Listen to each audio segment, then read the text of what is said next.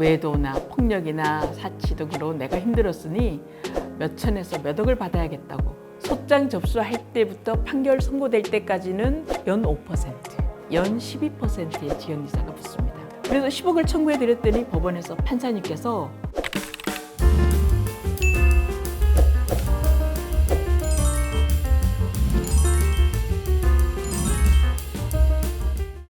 안녕하세요. 변호사 이명숙입니다. 이혼 때문에 변호사 찾아오면 위자료 얼마나 받을 수 있죠? 라고 물어보는 사람들 많습니다. 배우자가 잘못한 게 많으면 많을수록 위자료 꼭 받고 싶다고, 받는다면 정말 최대한 많이 받아내겠다고 다짐하고 오시죠.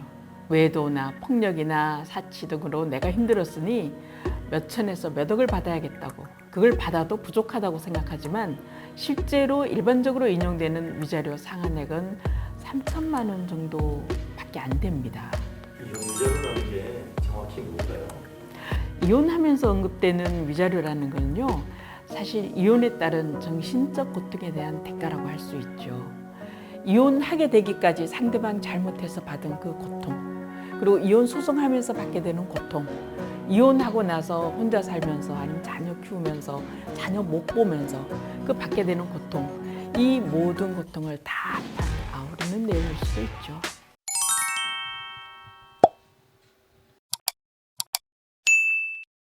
그럼 이혼할 때 위자료를 줘야 되는 그런 이혼 사유는 어떤 게 있나요? 법에서 정한 일정한 사유가 있는데요. 실제로 가장 많은 것은 부정한 행위, 불륜, 외도인 거죠. 그거와 혹은 폭력 같은 부당한 대우, 그 외 경제적인 이유도 있고요.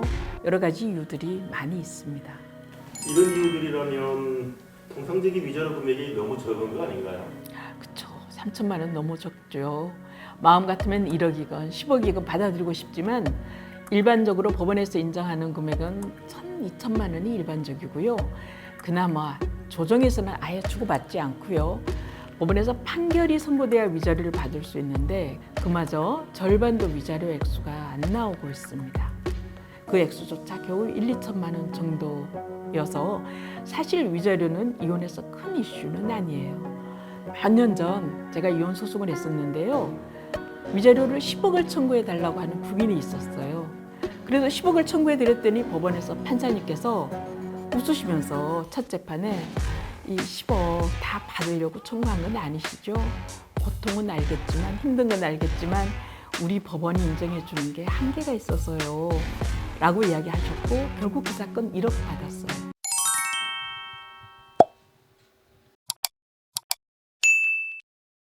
그럼 변호사님이 받은 최고 위자료도 그럼 법원에서 인정한 금액 그 내인 건가요? 그쵸, 법원에서 인정받은 거니까 인정한 내긴 하는데요. 저는 가장 많이 받았던 사건이 3억 원이 있었습니다.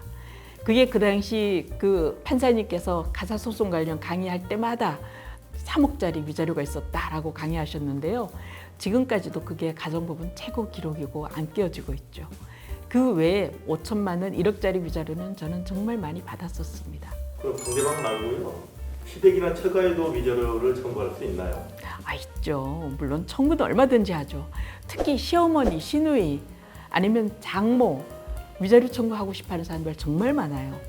그러긴 하지만 당사자에게도 1, 2천만 원 나오는데 시어머니, 시아버지 아니면 시누이, 장모 가족들에게 위자료 잘 안 나오죠.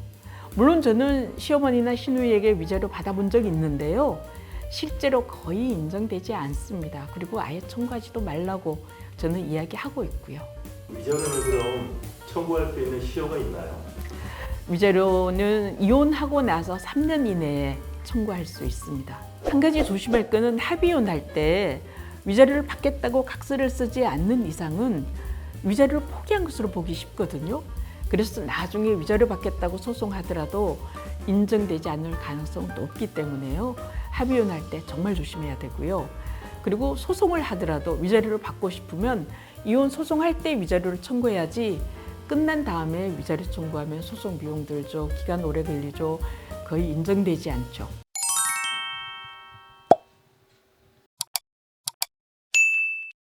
그럼 위자료가 인정됐는데 자꾸 시간을 끌면 어떻게 합니까? 강제로 받아야죠. 판결로 인정된 위자료 지급하지 않으면 지연이자까지 받으면 되죠. 그러니 위자료 청구할 때는 반드시 지연이자 같이 청구하는 거 잊지 마시기 바랍니다. 지연이자가 얼마나 되는데요? 은행 이자보다 훨씬 비싸죠. 소장 접수할 때부터 판결 선고될 때까지는 연 5%, 그리고 그 다음 날부터 받을 때까지, 줄 때까지는 연 12%의 지연이자가 붙습니다. 위자료 액수 자체가 적어서 그렇지 지연이자는 많습니다.